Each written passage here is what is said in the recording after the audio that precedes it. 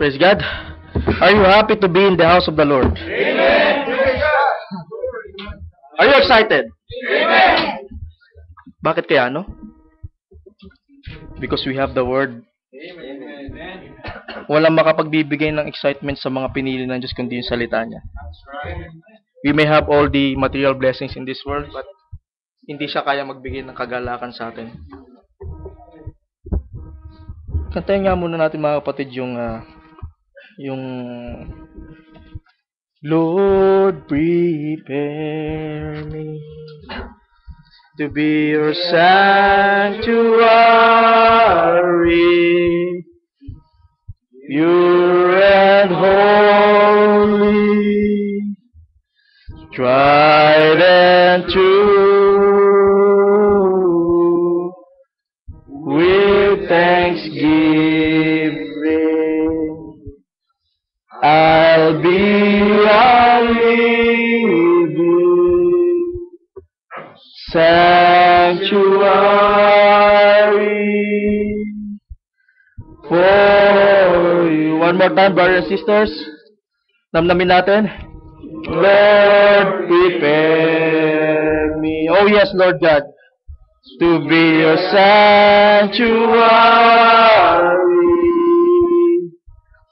Pure and holy,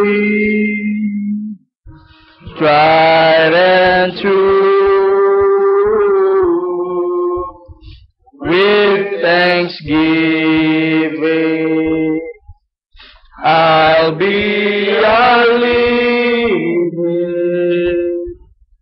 sanctuary for you. Please rise, brothers and sisters, sa ating pagbungad na pagbabasa ng mga salita ng Diyos. Unahin muna natin ang panalangin, mga kapatid. Oh, glory to you, God, Almighty God and Father. We are so excited, Ama.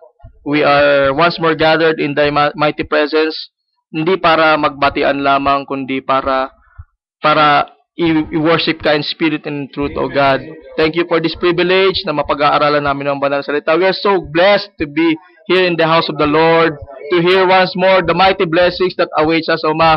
Ngayon pa lamang po, we are so excited. Keep us, make us, Lord, kagaya ng kanta kanina, mold us, O Lord God. You sabi nga ng Romans, O Lord God, merong mga vessels of honor at mga vessels of dishonor. We thank you, Lord, that you made us vessels of honor, Ama. Oh Lord God, salamat sa iyo, Ama. Muli, Panginoon, ang lahat ng kapurihan kadakilaan ay sa iyo. In Jesus Christ's name, we almightily pray. Amen. Glory to God.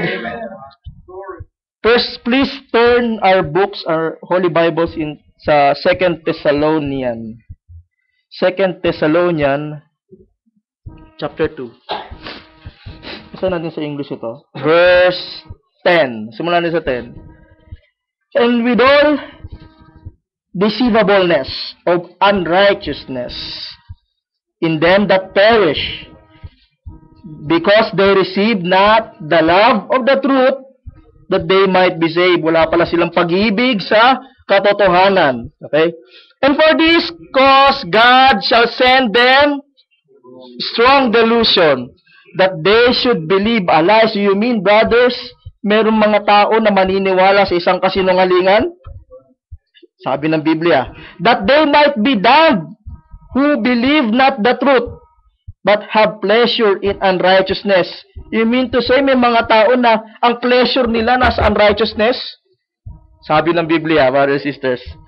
13, nakakagalak. But we are bound to give thanks always to God for you, brethren, beloved of the Lord, because God hath from the beginning chosen you to salvation through sanctification of the Spirit and belief of the truth, whereunto He called you by our gospel, to the obtaining of the glory of our Lord Jesus Christ. Please be seated, brothers and sisters. Sabi nun sa verse 11, for this cause God shall send them strong delusion, that they should believe a lie, that they all might be damned who believe not the truth, but had pleasure in unrighteousness. Pugutin natin ang ating teksto, pinamamagatan natin itong strong delusion. Sabi ng Biblia, may mga tao pala na walang pag-ibig sa katotohanan. Posible pala yun, ano? Nandiyan yung katotohanan at hindi mo iniibig. At ang sabi pa ng Biblia, they will believe a lie and will have pleasure in unrighteousness. So you will believe a lie at tatayuan mo tong kasinungalingan na to, and you will believe this to be the truth, and you will have a pleasure in it. Wow, what kind of deception is this? To actually believe a lie to be the truth, and pangahawakan mo, and you will have pleasure in it. What kind of deception is this? Tandaan natin mga kapatid, you cannot worship God outside of the truth. Amen. Hindi magiging katanggap-tanggap ang pangsamba, pagpupuri, pag-glorify natin sa Panginoon kung ito ay gagawin outside of His revealed Word. Outside of the Word of God, there's no other meeting place with God. Tama ba mga kapatid? There's no other meeting place. We can all have a fellowship, but if the truth is not in us, para saan ang fellowship na? It's all in vain. Okay, sabi dun sa binasa natin, and for this cause, God shall send them strong delusion that they shall believe a lie. Sabi nung binasa natin, sabi ng propeta sa kanyang mga mensahe, this was mistranslated. The more correct translation should be that they should believe the lie. Kung medyo familiar kayo sa pagkakaiba ng A at the, medyo makukuha niyo yung tinutumbok ng propeta. Sabi niya, this should be translated as that they should believe the lie. Ibinabalik tayo ng propeta doon sa unang-unang kasinungalingan na narinig ng tao. That's the first lie. Nung sabihin, nung attempt ni Lucifer, ni Satan, si Eva, that was the first lie na narinig sa mundong ito. Nung sabihin niya, surely you shall not die. Yun yung pinatutungkulan ng propeta. That same kind of lie will be here in the end time. Will be here in our times. Doon tayo pinag-iingat. Sabi na, and for this cause, God shall send them strong delusion that they should believe the lie. Same as with the lie na ibinigay ni Lucifer dito kay Eva. So kaya binabanggit ka, pinagtuunan ng pansin. Kahit maliit na article na A tsaka the, pinagtuunan ng pansin ng ating propeta. Just to emphasize the point. Tayo ay kinukonekta ni Paul sa same strategy na ginawa ng kalaban kay Eva. Tandaan nyo, deception is the strongest asset ng kalaban. Think of the most deceiving person na nakilala nyo sa buhay ninyo. Maring sa history, maring naisip nyo si Hitler, naisip nyo yung mga taong ito na mga deceiving person, walang sinabi yan kay Lucifer. Bago pa sila na ipanganak sa mundong ito, si Satanas na ang unang deceiver. He was able to deceive 1/3 of the angels. Sabi ng propeta, he deceived them through preaching. I-furnish niya yung kanyang plataforma, yung kanyang programa, at marami siya nadaya. At tandaan nyo, nung nakaharap ni Lucifer, nung serpente si Eva, he didn't told her that, Eva, hindi naman totoo yung salita ng Diyos eh. Wala naman kayong nababasa na tahasan niyang itinanggi na wala namang Diyos, hindi naman totoo yung Diyos. Wala yan. Yung kanyang pangdadaya is very light, very subtle.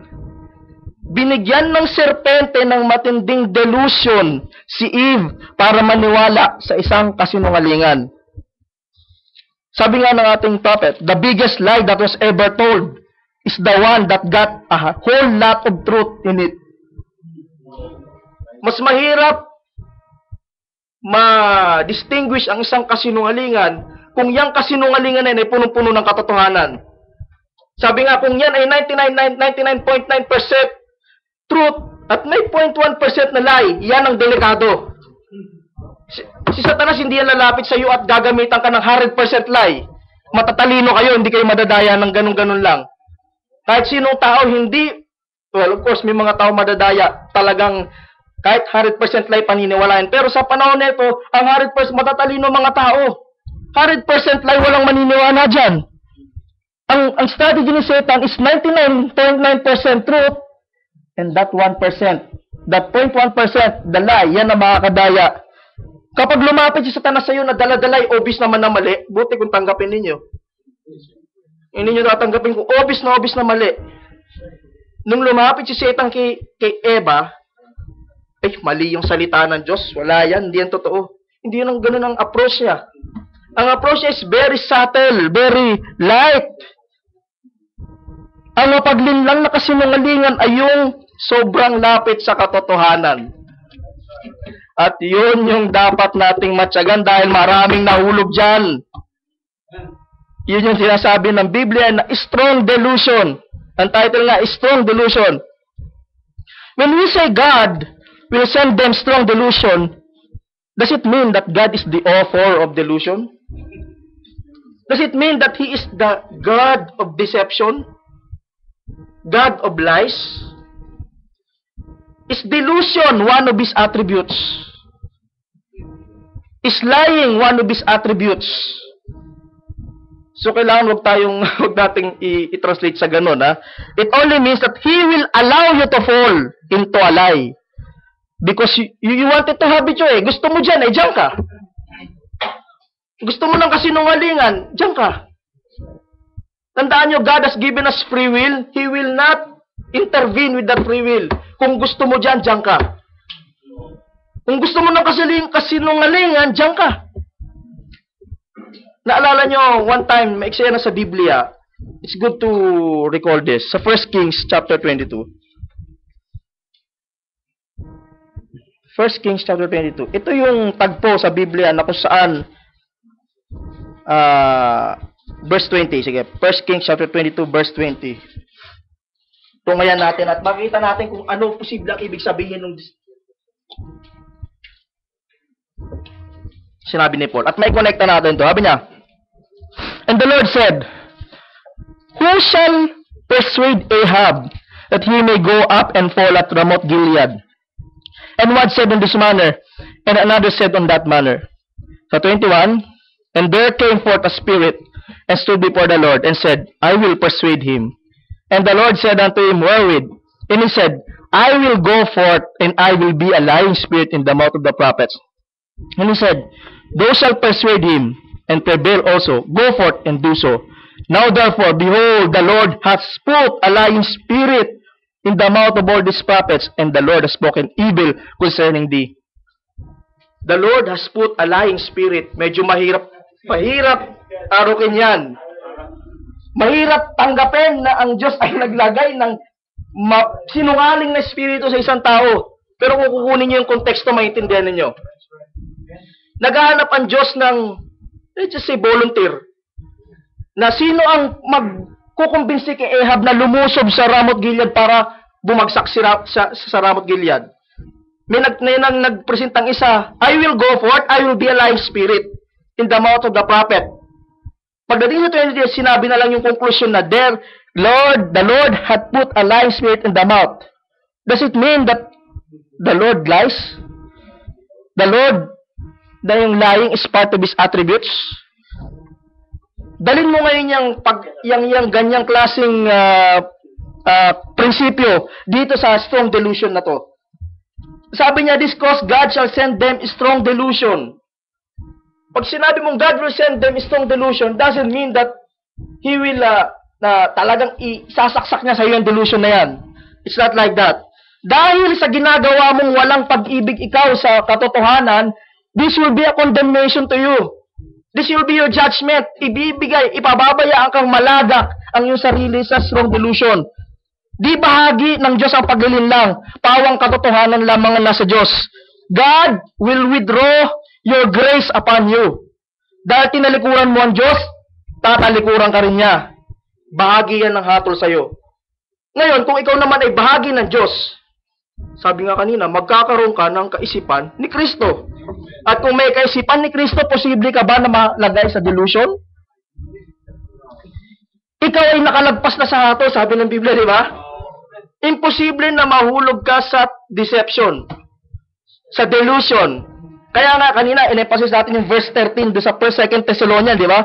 Sabi doon, but we are bound to give thanks. Magpasalamat tayo, mga kapatid. Always to God for you, brethren, beloved of the Lord, because God has from the beginning chosen you to salvation through sanctification, the Spirit, and belief of the truth. See, kapag ka predestinated ka pala, You have this ability to know, determine right from wrong, lie from truth, deception from not deception. At magiging dala-dala mo ang salita, ang kaisipan ni Kristo, kaya mong salain yung mga natatanggap mo na mga mensahe, mga natatanggap mo na aral, na doktrina. Kaya mong makalayo ngayon sa deception, sa delusion na nagaganap sa mundong ito. And the mind of Christ can be shown through His Word, through the doctrines. Kapag sinabi mo, I have the mind of Christ, pero Trinity naman ang hawak mo, you don't have. Di mo pwedeng sabihin, I have the mind of Christ, and you are holding on to a wrong doctrine. Impossible, because the mind of Christ means the mind of truth. Mind of God, mind of truth, and there is no space in you, yung kasinungalingan ng kalaban. Ito yung magiging filter mo ngayon sa kasinungalingan ng sanlibutan. Ano ngayon ang katibayan mo na mayroon kang kaisipan ni Kristo? Revelation. It's not by going to church. That's right. It's not by having large fellowship. It's by having the mind of Christ. You have the revelation. At revelation lamang ang susi, ang key para mapagtagumpayan mo ang deception, ang delusion na nangyayari sa mundong ito. At hindi lang ito, sabi ng Biblia, strong delusion. Hindi ito lalamya-lamyang delusion na kaya mong talunin agad-agad. At in fact, walang makatatalo sa atin sa delusion. Malibang nasa iyo Espiritu ng Diyos. Yun lang ang may kapangyarihan tumalo, yung Espiritu Santo ng Diyos, ang may kapangyarihan tumalo sa delusion na ito. Any follower of the message of the end time can easily quote Matthew 16:17, yung sinabi ng Panginoon, upon this rock I will build my church, and the gates of hell will not prevail against it. Sinabi ng Diyos, sinabi ni Jesus Christ kay Peter. So, bawat isa sa atin alam yung kahalagahan ng revelation. But the problem is, kapag sinuri mo naman yung aral, walang ka-revelation minsan. Kapag may napakinggan ka, kaya nilang ikot itong, upon this rock, I will build my new church. And alam nila na ang church is built upon the revelation. Pero pag sinuri naman ang aral, asan yung revelation? Lahat magsasabing mahalaga revelation.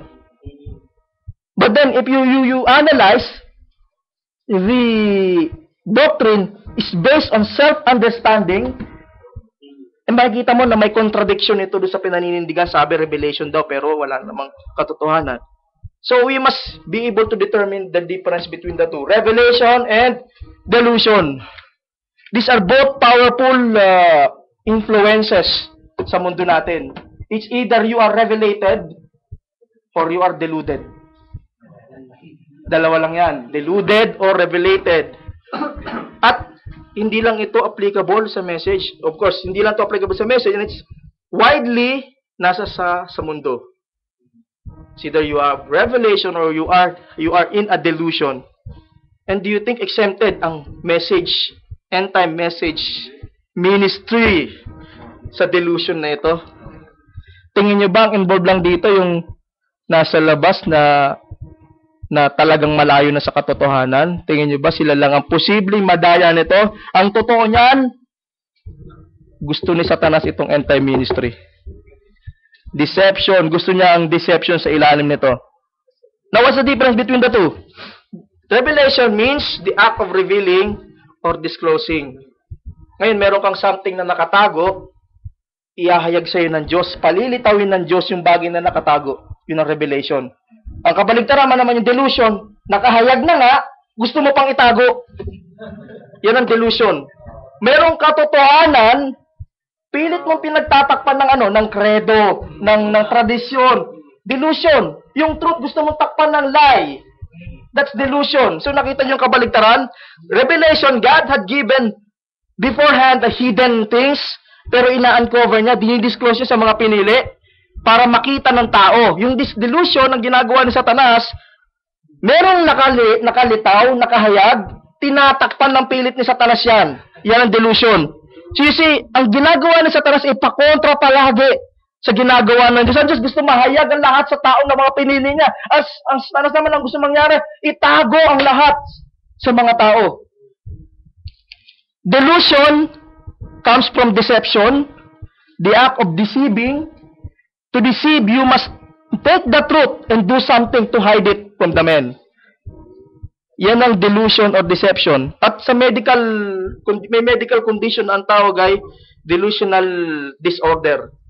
Ito yung tipo na naniniwala kasi isang bagay na, kasi halimbawa nito, meron kang asawa, namatay yung asawa mo, sobrang depressed mo, nalagay ka sa ganong kalagayan, iniisip mo na buhay pa rin yung asawa mo kahit matagal lang namatay. Paghahanda mo pa rin siya ng breakfast niya, aabangan mo pa rin siya tuwing alas 5 ng hapon. Delusional disorder. You believe something to be the truth, kahit yan ay kasinungalingan. Yan ang delusional disorder sa medical condition. Pero ang nasa mundo natin ngayon, hindi lang physical, kundi spiritual delusion. And mas matatakot ako sa spiritual delusion dahil at least yung physical delusion, alam mo merong mga psychologists diyan na kayang kahit paano gamutin yon. Itong mga to, kapag nalagay ka na sa delusion, marami sa mga hindi na makakatakas. This is a trap coming straight from the pit of hell.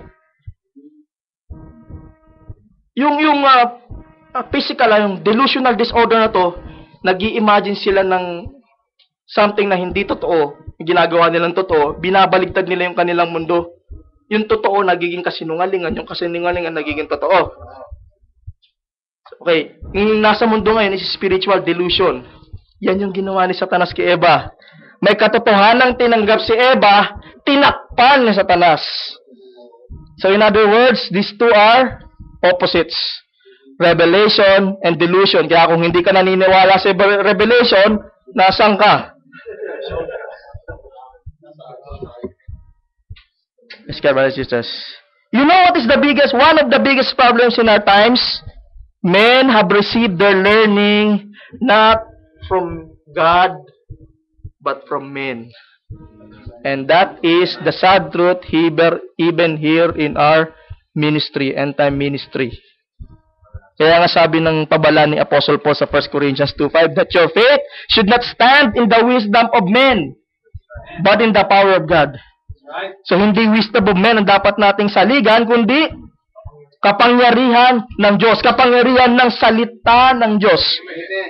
Ngayon, yung mga taong nasa delusion, huwag kayong mag-expect na lalapit sa inyo at sasabihin, Brad, nasa ilalim ako ng delusion. Wala nga amin na nasa ilalim sila ng delusion. At yung taong nasa delusion, iisipin nila sila yung tama at ikaw na nasa katotohanan, ikaw ngayon ang nasa delusion sa mga mata nila. They will accuse you na kayo yung na-deceive. Babaligtarin nila yung sitwasyon dahil delusion nga eh. Ang tao nasa ilalim ng delusion, hindi nila alam na nasa delusion sila. Sakit ito eh, sakit na spiritual. Para sa kanila sila ay tama at mahilig silang mabaligtad. Brothers, bumalik tayo sa salita ng Diyos. Mariringgan nyo sila ng ganyan. Brad, manindigan tayo sa katotohanan ng salita ng Diyos. Mariringgan nyo sila na, brothers, examine yourselves if you are in the faith. And I'm not speaking of kahit sino. I'm speaking generally dito. Kung may maisip man tayo na ibang tao, let's just think this is general spiritual condition. Kung paano binaligtad mo ng Panginoon, ikaw ay si Beelzebub. Expect that dahil mga followers tayo, expect that to happen also to you. Itong mga taong nasa ilalim ng delusion, they have hard spirits, matitigas ang kanilang mga spirito, at di mo sila mapapaniwala sa katotohanan kahit na meron kong baon, maraming verses, maraming quotations. Hindi mo mapapatunayan sa kanila because yung tinanggap nila ay tingin nila, yun ang katotohanan. Delusion nga eh. A delusion is a belief held with strong conviction despite superior evidence na mali sila. You are holding on to something that you think is the truth, pero malaking kasinungalingan ang pinaniniwala mo. Meron sila yung tinatawag na preconceived ideas. Yung mga ideas na nakatanim na ng uso sa'yo at pinipilit mong ipagtanggol regardless of kahit anong ebidensya pa na dumating sa harapan mo, pagtatanggol mo. And they are trained to do that. Mapapalad ka mga kapatid kung may makikinig sa'yo, makipag-sharing ka, may makikinig sa'yo, at makikinig sila sa'yo dahil gusto nila matuto.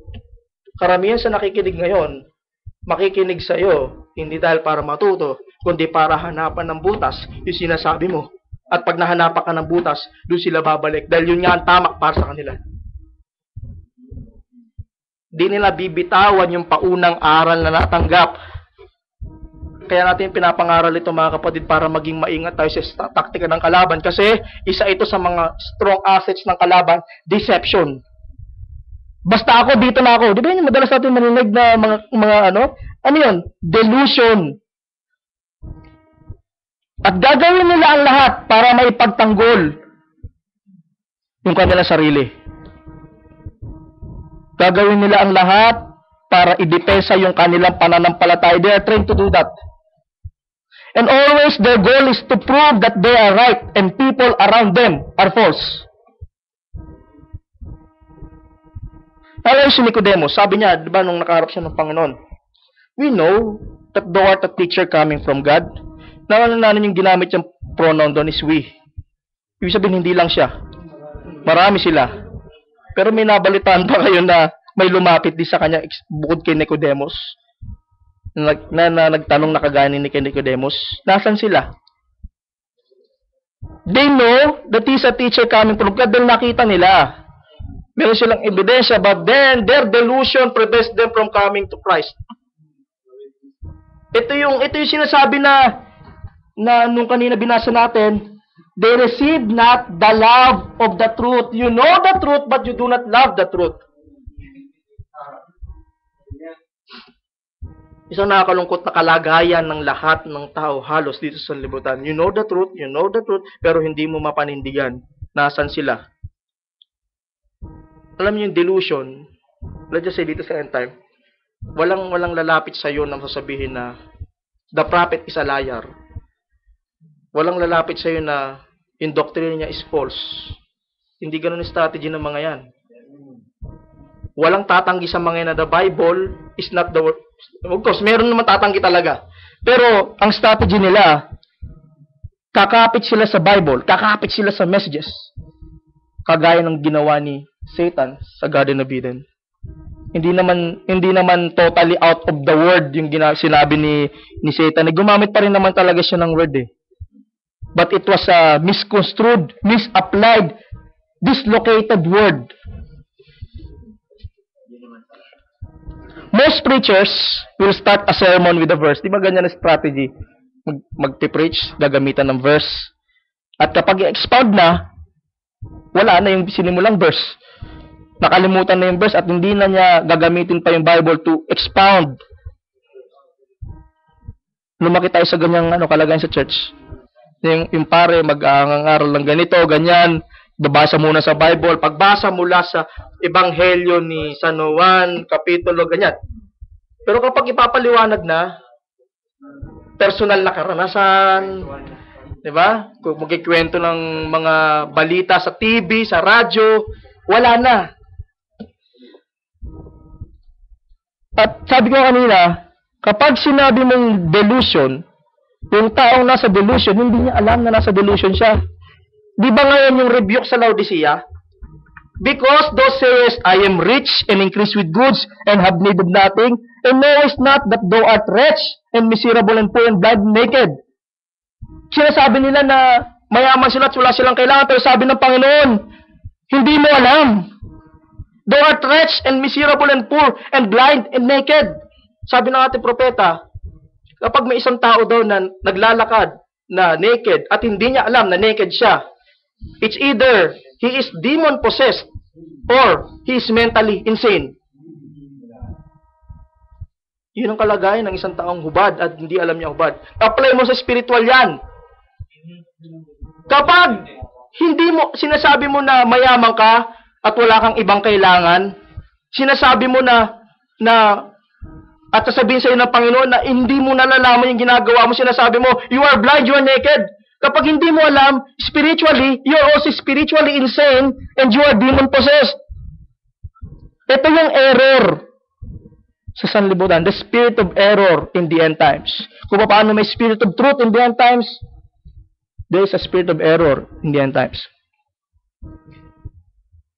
Ang mga tao ngayon, kanya-kanya na lang angkin na sila ang tama, sila ang totoo. That is what Laodicea is all about. It's claiming to be the truth. You claim to be the truth, pero matapang ang rebuke ng Panginoon sa Laodicea.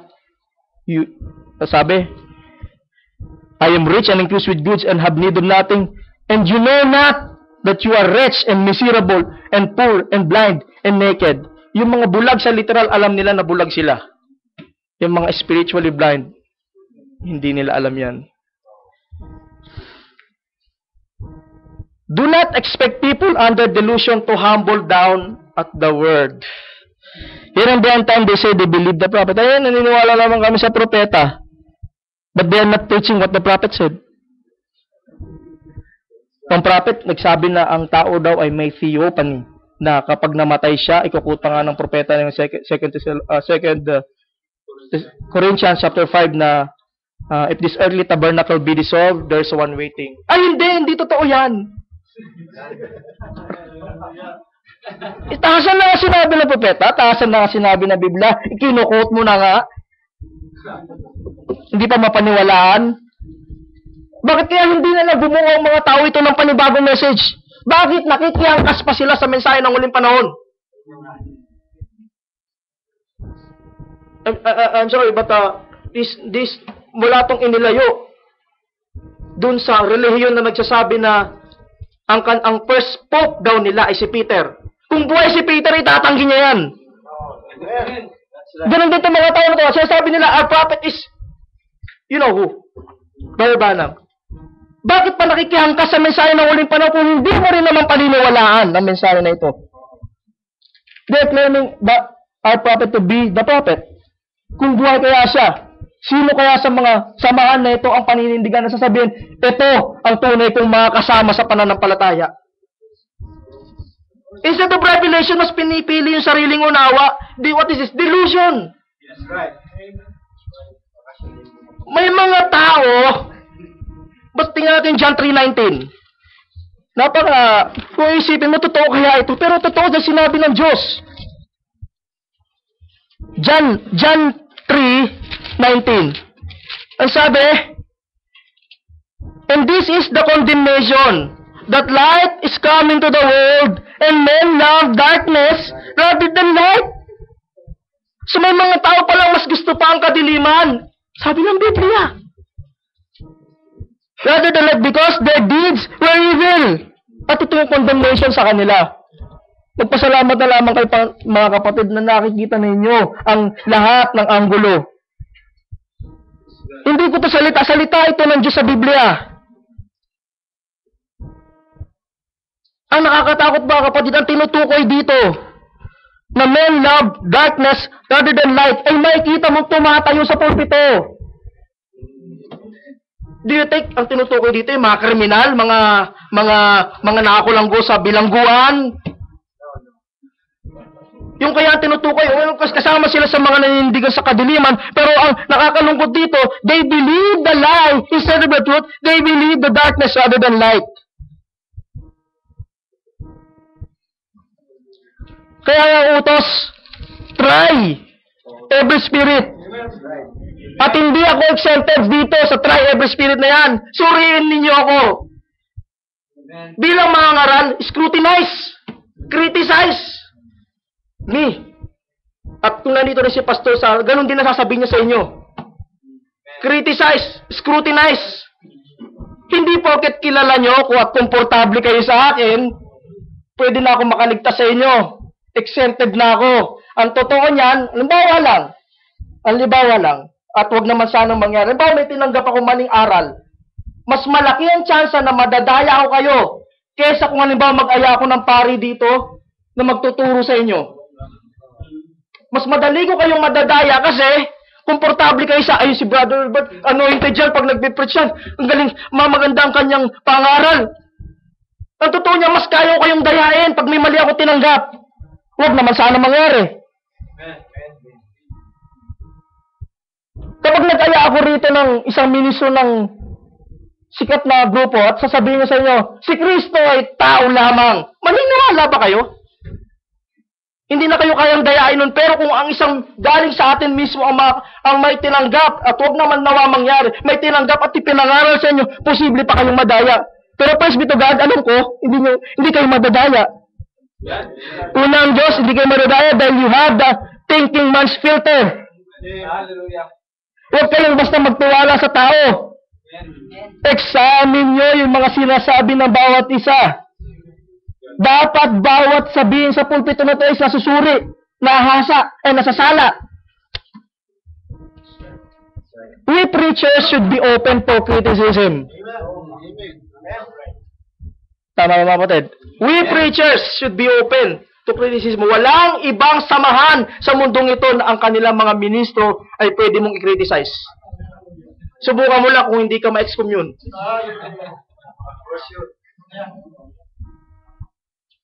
Nag-invite tayo ng tanong after ng gawain para i-criticize nyo. Siyempre, constructive criticism naman. I-criticize nyo at handa ang bawat isa na magpa-criticize. Lumabas kayo sa labas at maghanap kayo ng ibang grupo na ganun. Hindi tatanggap ng kritisismo dahil naandun na sila sa kalagayan na kanila tinanggap ay absolute na. They think that they are the absolute.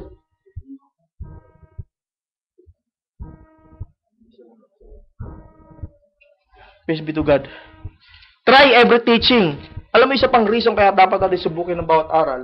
Kasi minsan, tama naman yung aral. Sige, tama naman yung aral tinanggap. Pero may mas mataas pa pala na ihahayag ang Diyos para doon. Dadagdagan pa pala niya. Yung pagdadagdag na yun ay manggaganap kung nandiyan ka para magtanong. Tatanungin mo, hindi ba bad ganito? Tapos biglang ang gagawin sa'yo ng Diyos, dahil nabuksan yung topic na yun, unti-unti na magbubuhos muli ang Diyos. Di ba may mga ganong klase na yung mga tipong tinanggap natin na matagal natin pinaniwalaan, pero it turns out na may mas malalim pa? We believe, for some time we believe that yung 70 weeks of Daniel, na isang linggo pang natitira. We believe that. But then it came a time na napagsisharean natin, lumago ang kaunawaan natin. Yung Theophany ba dati, alam natin yan? It just goes to show that this church ay wala sa delusion. Dahil ang iglesia na nasa loob ng delusion ay hindi open sa paglago. Sa bawat mensahe, sa bawat preaching, dapat ang tanong na malaking question mark, does this line up with God's words in the Bible and in the message? Isa pang tanong, does this exalt Christ? Kasi kung ang itinataas ng preaching na ito ay hindi si Kristo kundi isang tao, then that's not from God. Nagkalat ang false preachers who hides the truth with their lies. Sabi nga, what is the best way to hide a real diamond? Sabi, you put it in a room with many fake diamonds. Yun ang pinakamabisang paraan para magtago ka ng isang diamante. Itago mo yan sa loob ng isang kwarto na maraming pekeng diamante. Yan ang ginagawa ng mga salibutan. The best way to hide the truth is to cover it with lies. With things, yung lies na sinasabi ko, hindi mga obvious na lies. Mga lies na that seems to be the truth. There's a way that seems right to man, but the end of it is death. Tama sa paningin ng tao. Sabi nga ng Antikristo ay hindi malayo sa Christianity. Remember, Christianity now is devil's territory. Pero, may nananatiling tapat dun sa original na aral ng Panginoon. Despite the truth that this world is being ruled by Satan, that he is the God of this evil world, merong isang church na you still believe the truth kahit na lahat ng tao binabaligtad tong church na to. Si Satan nga nakapandaya sa isang perfect world, panahon ni Guardian Abedo, nakapandaya siya sa isang perfect world. Tingin nyo kaya dito sa napaka-imperfect world natin ngayon, hindi siya makakapandaya? Kung noon na ang nagdo-dominion, ang may dominion ay si Adan, nakapandaya siya. Eh ano ngayon kung ang dominion nito ay naki Satanas na, kanyang-kanya ito, hindi pa kaya siya makapandaya? At hindi exempted ang message churches. Tayo na lang dito mga kapatid, maraming beses tayong pinasok ng tao na may maling dalang aral. Ibang dalang spirit. Actually, wala naman talagang problema kung mali yung spirit. Na mali yung doktrina. For as long as tama yung spirit, kapag tama ang spirit, tatanggap pa rin yan eh. Kasi lahat naman tayo nanggaling sa maling doktrina eh. Walang problema doon sa maling doktrina, pero may tama kang spirit. Ang problema, mali na nga yung spirito mo, mali pa yung doktrina mo, wala kang tatanggapin. At hindi ka tatanggap ng kritisismo, kagaya ng sinabi natin kanina. Yung taong bukas ang spirit, open for correction, maibibigay mo sa kanya yung tamang correction at makakilos sa kanya yung Diyos. Yun ang problema. Pag mali na nga yung aral, mali pa yung spirito, lahat mali. At yan ang deception, delusion sa panahon natin ngayon. Praise God. The true church will remain in the truth. Amen. Maraming nabibiktima ang mga deluded preachers sa mundo natin ngayon. Kasi una, kulang sa kaalaman yung tinuturuan. Walang kaalaman sa salita ng Diyos, kaya madaling madaya. Tanggap ng tanggap kasi napaka-inexperienced sa word. Kaya hindi makita kasi walang paghahambingan. Paano mo malalaman kung kasinungalingan niya kung hindi mo naman alam yung katotohanan? So kaya ang una sa lahat, kailangan malaman mo yung katotohanan, sa gayon yan ang magiging pangsala mo. Kapag may dumating na aral, sabi ni sa Galatians 1:8, di ba? Kapag may dumating na aral na apostol na may dalang ibang aral bukod sa aral na pinangaral namin, huwag niyo siyang tanggapin. Paano mo malalaman na iba yung aral niya kung hindi mo naman alam kung ano yung katotohanan? So kailangan maging biyasa sa kaalaman sa salita ng Diyos para mapagtugma-tugma mo at malaman mo na ito pala ito at ito pala mali. Kailangan ng gift of discernment. At yan ang kasama sa gifts ng Holy Ghost. Discernment. To discern which one is true and which one is a lie. People judge things not based on the truth but on how they feel about it. If it feels, yung tipong mentality na if it feels right, then it's right. Hindi naman siguro mali yung tinuturo ni Pastor. Nag-aral kaya siya ng theology 10 years sa UP.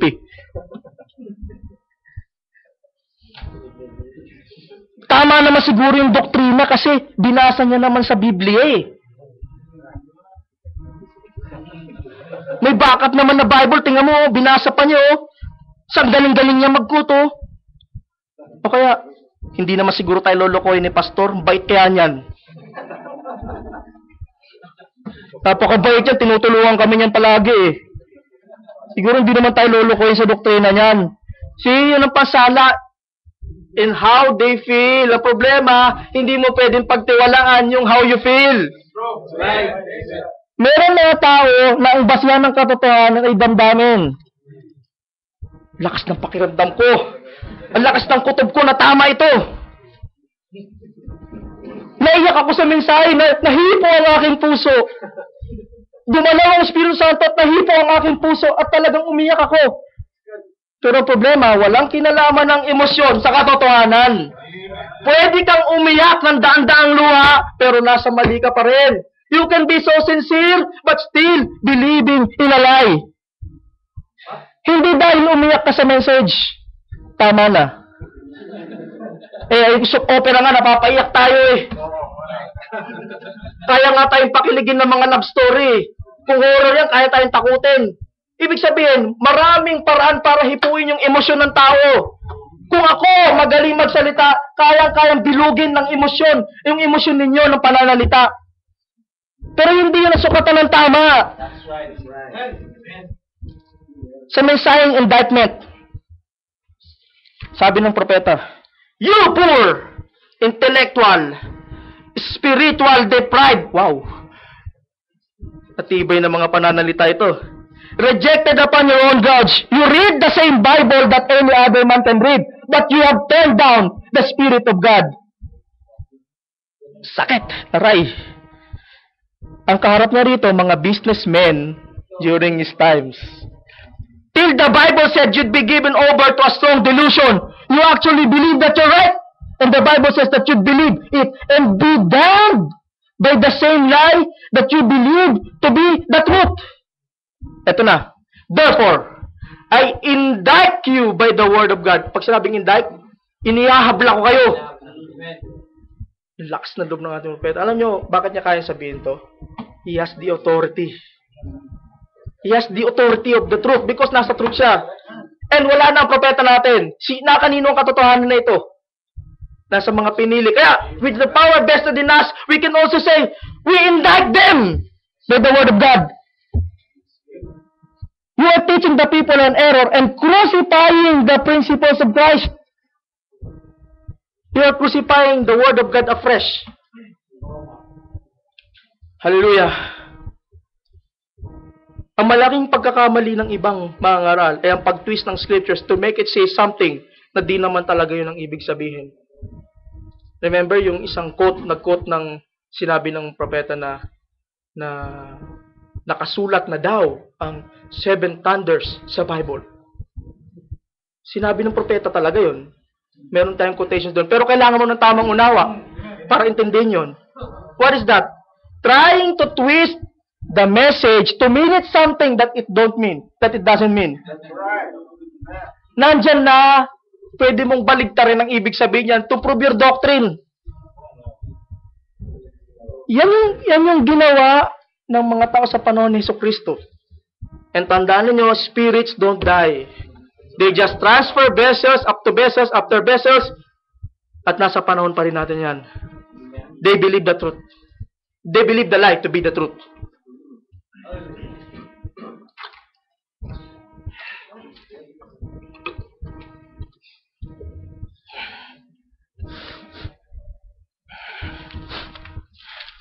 John 10.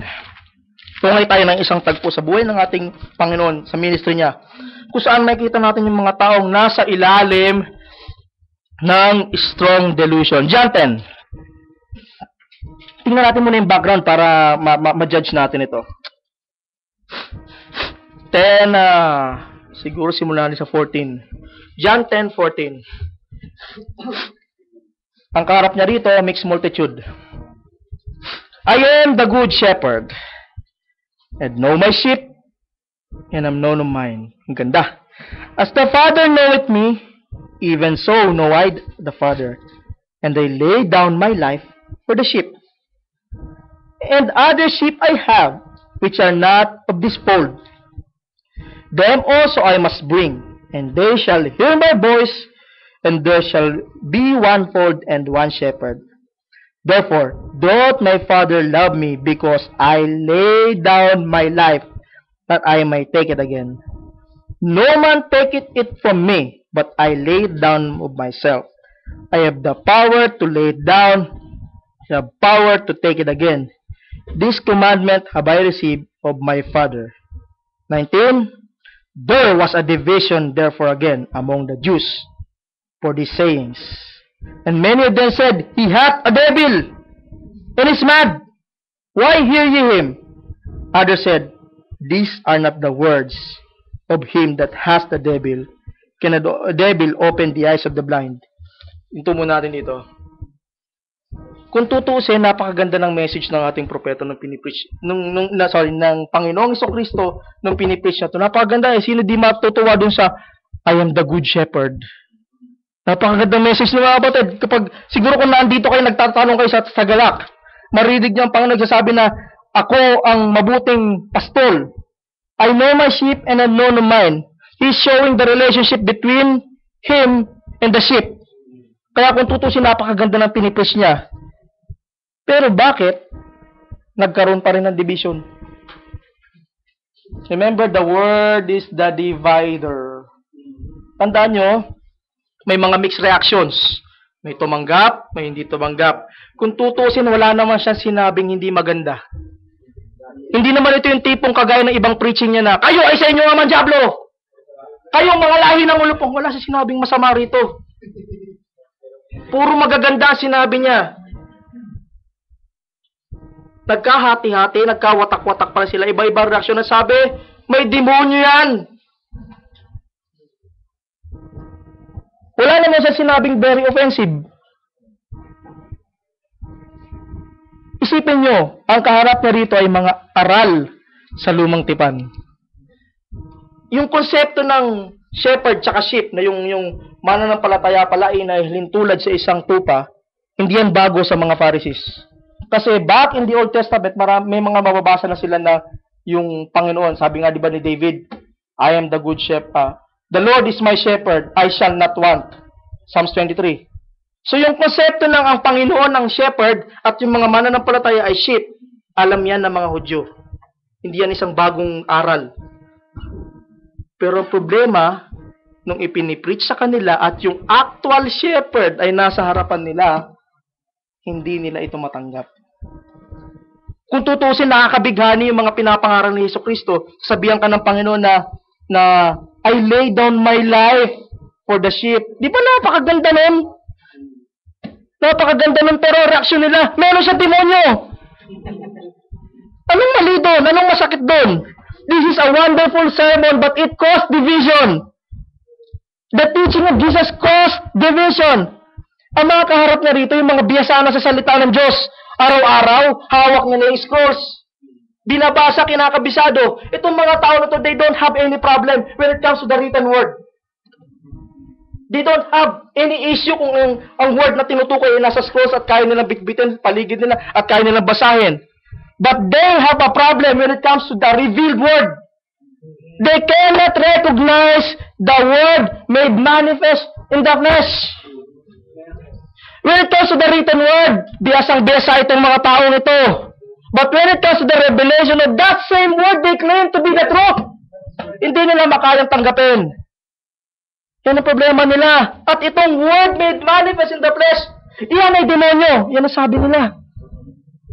This is exactly what is happening now. People have no trouble accepting the Bible. So as long as it's in the text, as long as it's in the messages, as long as it's on paper, they will easily recognize it. But when it comes to the revelation of the Word of God in this age, mahirap nang tanggapin yan. Why? They don't recognize it. Why? Because they are under the influence of strong delusion. Sa verse 24, tuloy natin yung pagbabasa. Then came the Jews round about him. Pinalibutan pala siya ng mga Hudyo, no? How long does thou make us to doubt? Aba, sa lagay na ito, nagtatanong pa sila na hanggang kailan mo kami yung pagdududahin? If thou be the Christ, tell us plainly. Sabihin mo na kung ikaw ang Kristo. Ang problema, sabi sa 25, Jesus answered them, I told you, and you believe not. Sinabi ko na, makukulit itong mga Pariseo na ito. The works that I do in my Father's name, they bear witness of me. I told you, and you believe not. Naalala niyo yung John 10. Yung sa John 9, naalala niyo yung, minsan na i-message to dito, yung bulag na pinagaling, yun din yung tanong sa kanya nung mga Pariseo eh. Sabi niya, sino nagpagaling sa'yo? Sinabi ko na sa inyo eh, ayaw niyo maniwala. Gusto niyo rin ba maging disipulo niya? Ano yung sagot nila? We are Moses' disciples. At ito problema kasi sa mga Hudyo. They believe to be the children of Abraham. They believe to be the Moses' disciple. They are proud to be Jews. They call themselves children of Abraham. Totoo naman din talaga na genetically speaking, galing sila sa lahi ni Abraham. Kung tutusin talaga, walang ibang lahi sa mundong ito na mayroong pwedeng magmalaki na sasabihin na nagkaroon ng access yung kanilang mga ninuno sa Diyos, kundi itong lahi na ito. But the problem is, they were puffed up. Don't mistake me mga kapatid, ang mga Pharisees, they are good people. They are fine people. Sabi ng, they are good people. Pagdating sa paggagawa, meron ka makikita sa kanilang katotohanan, but their traditions blinded them. While they look religious to most people, they cannot hide from Jesus. Alam ni Jesus yung laman ng puso nila. Ganyan ang delusion. Ang sabi nila, di ba? Tell us plainly if thou be Christ. Kahit paulit-ulit mo na sabihin, hindi pa maniniwala yan. Maghahanap at maghahanap pa rin ng ebidensya. Kahit anong latag dyan, hindi mo sila mapapaniwala. Delusion niya eh. Sa verse 26, ito na, kanina, ang gaganda ng mga sinabi ni Kristo, no? Sa verse 26, but ye believe not, because you are not my sheep. Ito na. Kung kanina, wala pang sinasabing medyo offensive, nagalit na sila. Ito pa kaya, hindi kayo ang tupa ko. Ibig sabihin, hindi applicable sa kanila sinasabi kanina ng Panginoon na, I lay down my life for the sheep.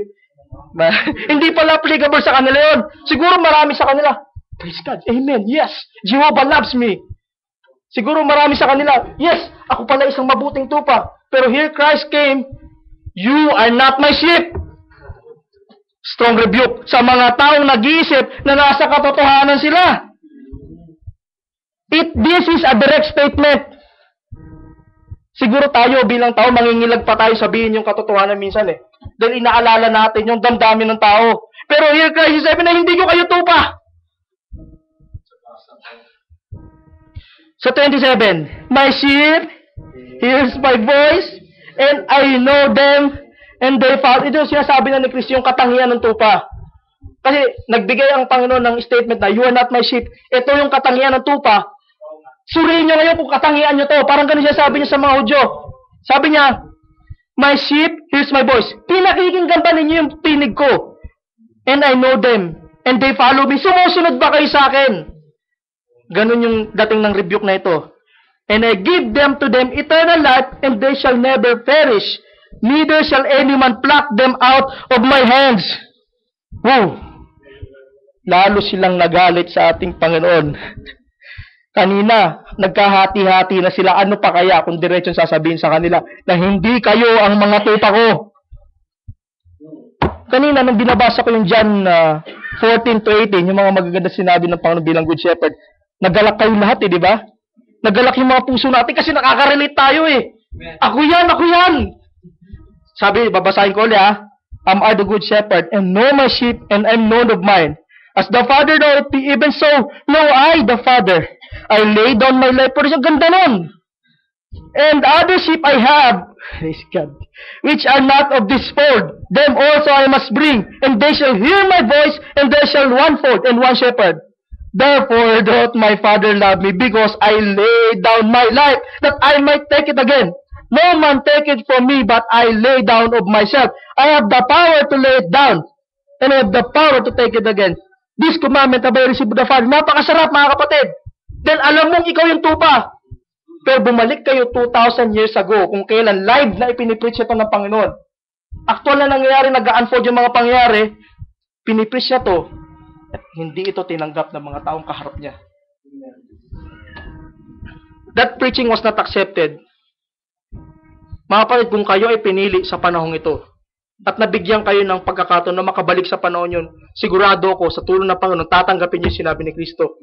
Pero kung ang espiritu mo sa panahon na ito ay espiritu ng delusion, ng spirit of error, pagbalik mo sa panahon na yun, sabihin mo siguro sa panahon na ito, kung ako nabuhay sa panahon na yun, hindi ako makikipagtalo sa Panginoon, tatanggapin ko siya na buong puso. Pero pagdating mo sa panahon na to, parati mo nare-reject ang word.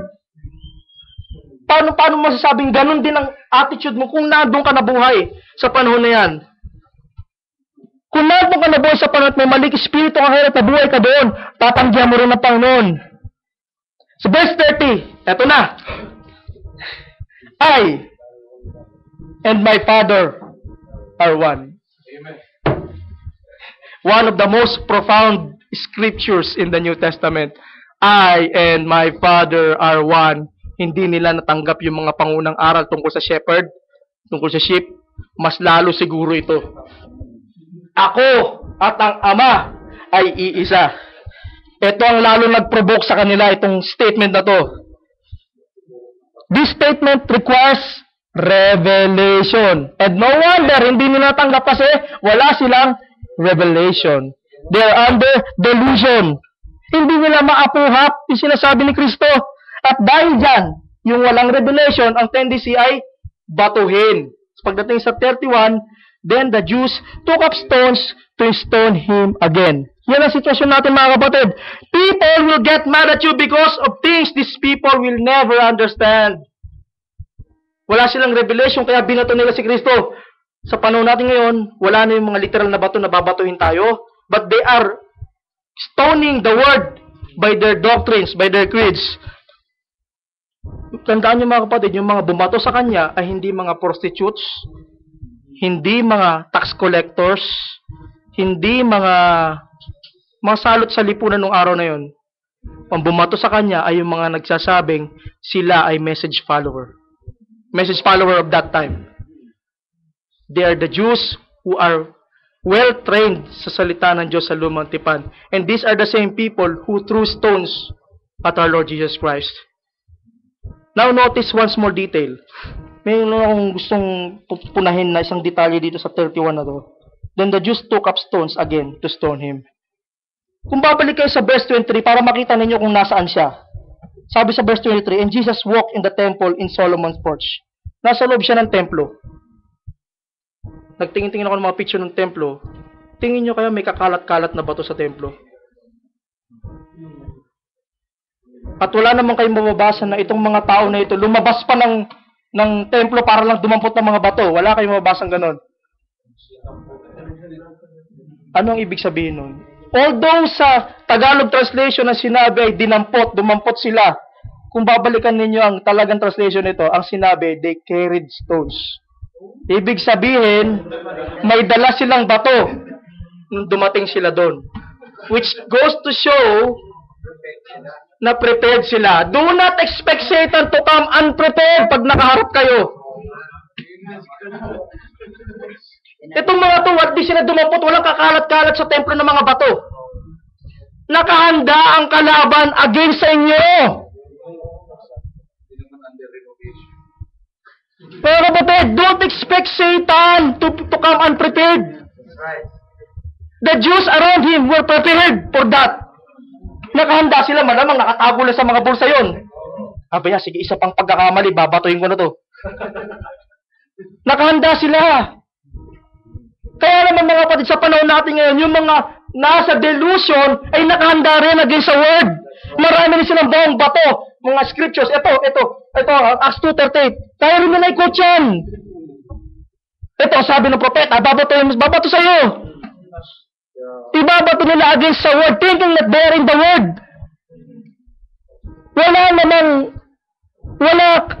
Dapat lalo tayo maging handa. Kasi kung yung kalaban mo handa, at ikaw hindi nakahanda, lalamunin ka ng buhay niyan. May baon silang mga bato mga kapatid. Don't expect the enemy to come unprepared. Most religious people ay may batong dala para itukol sa word. Don't expect message believers kuno to come unprepared. Ang mga tao magagaling yan, hasayan sa debate.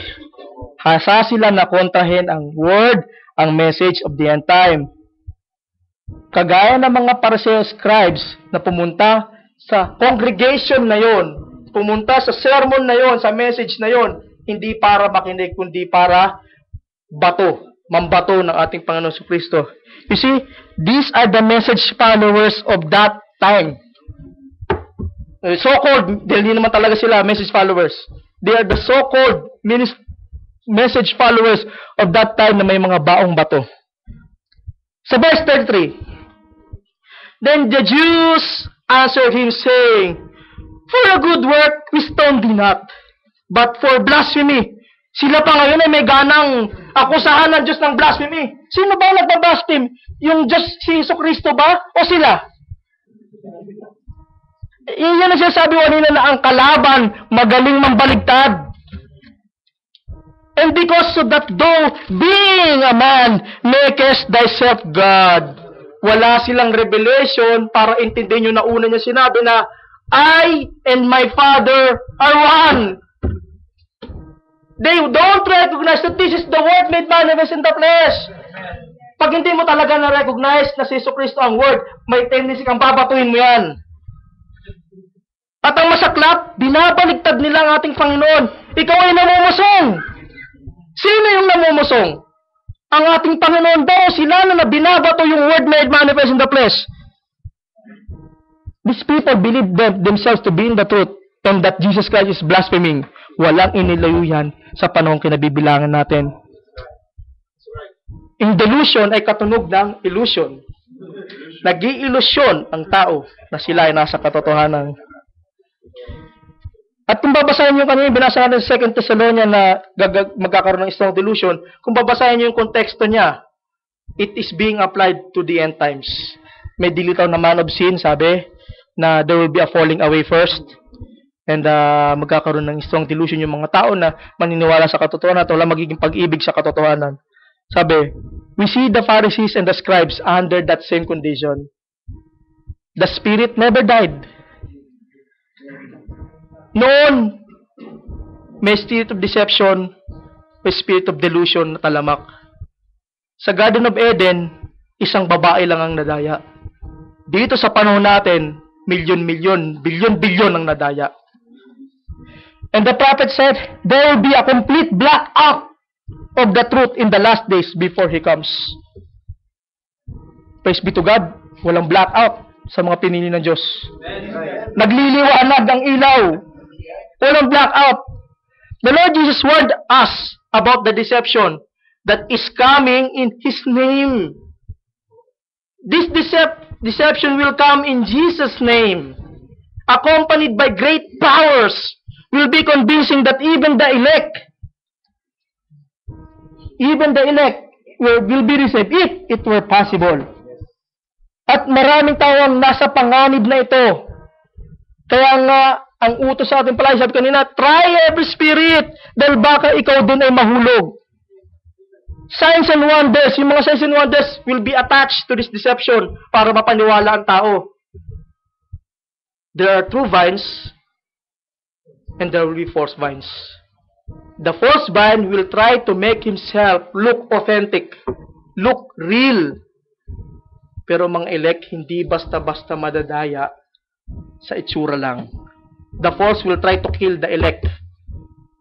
Ganyan nangyari sa unang church in the book of Acts. Palipas ang panahon, dumating tayo sa panahon natin ngayon, marami ang nasa ilalim ng delusion that will try to kill the church. The enemy has now come in the name of the church, and it is so deceiving. Walang ibang panahong pinaka-deceptive kundi ang panahong kinabibilangan natin, brothers and sisters. Ngayon, wala na yung, sa panahon na ginagalawan natin, wala yung mga kagaya, wala na tayo dun sa kagaya ng kasitwasyon na yun, pero meron pa rin mga modern day Pharisees.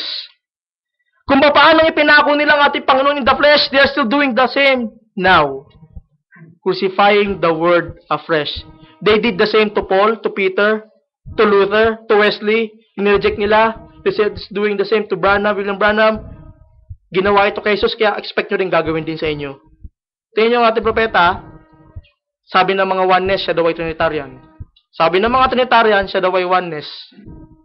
Magulo ano? Maaring hindi na tayo babatuin literally. Pero spiritually, nakahanda ang bato nila laban sa true church. Di kayo tatanggapin ng mundo. Sabi nga sa John 16:2, babasahin ko na lang. They shall put you out of the synagogues. Yea, the time cometh that whosoever kills you will think that he is doing God a service. And these things will they do unto you because they have not known the Father nor me. Yung mga taong ito, they think they're doing God a service when they try to kill you. Pero ang totoo nun, they're doing the God of this evil world a service. What is this? What naman ito tawag sa mga kalagayan na to? Delusion, deception, believing a lie. Sa pagkatapos mga kapatid, buksan natin ang ating Biblia sa 1 John 4. Tingnan natin yung payo ni San Juan. 1 John 4. Bawalin natin itong scripture na to. 1 John 4, verse 1 to 6. 4, 1, 6. Beloved, believe not every spirit, but try the spirits whether they are of God. Because many false prophets are gone out into the world. Hereby know ye the Spirit of God. Every spirit that confesseth that Jesus Christ is come in the flesh is of God. And every spirit that confesseth not that Jesus come in the flesh is not of God. And this is that spirit of Antichrist, whereof ye have heard that it should come, and even now already it is in the world.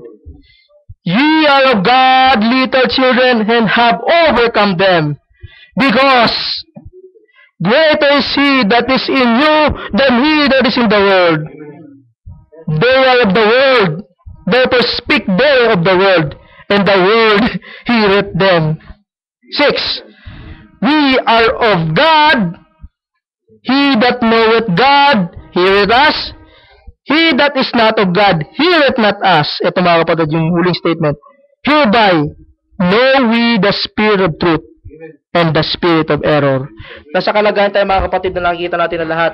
We see the spirit of truth and we see the spirit of error. Kagaya ng isang agila na lumilipad ng napakatas na kitang-kita lahat. Kita rin ng iglesyang ito, ang spirit of truth or spirit of error. At magpasalamat tayo na wala tayo sa ilalim ng spirit of error. We just know it. We just know it. Alam natin.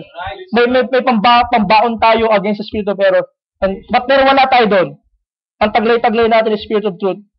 And sabi nga ng Biblia, the Holy Spirit will guide us into all truth. Amen. Praise be to God at wala tayo doon sa kalagayan na nasa ilalim tayo ng delusion, that we think that we are right. Mga kapatid, we just don't think that we are right. We are really right because we are clinging on to God's word. At ito lang ang nag-iisang tama. Amen. Praise be to God. Please rise, brothers and sisters. Let us pray. Lord to God, hallelujah. We praise you, Lord. We glorify thy holy name, Ama. This world is under delusion, O God. This world is having the spirit of error. Satan is proving to be the God of this evil world. And we thank you, O God, that sabi nga ng banal na kasulatan, greater is He that is in us than he that is in the world. This world may think na sila ang tama, pero alam mo, Diyos, alam mo, Ama, kung sino talaga ang tama. Hindi man namin nung patunayan sa harapan ng sanlibutan na to na kami ang tama. Dahil meron silang mga baong sariling nilang dala. Pero ang mahalaga, Ama, kita mo kami. Alam mo kung anong nasa puso namin. At yan ang tapat na paglilingkod sa iyo sa Espiritu at katotohanan, Ama. We thank you, Lord, sa kasaganaan ng blessings mo, Ama. Baunin nawa namin ito. Mapagsanggalang nawa namin ito laban sa spirit of error na nasa libutan. May this deception do not harm us, Ama. Hayaan mo po, Panginoon, na kami ang magsilbing liwanag sa sanlibutan na ito. Sabi ng propeta, there will be a total blackout. But to the elect, there will be no blackout. For your Lord Jesus Christ is shining in our hearts, Ama. There will be no blackout sa mga pinili dahil ang mga pinili nakakapit lamang sa katotohanan ng mga banal na salita. We thank you, Lord God. We thank you, Lord God, that we are not under this strong delusion. We praise you, Lord God. We exalt your holy name. Ito po ang mga samot panalangin. In Jesus Christ's name, we mightily pray. Amen. Pray to God.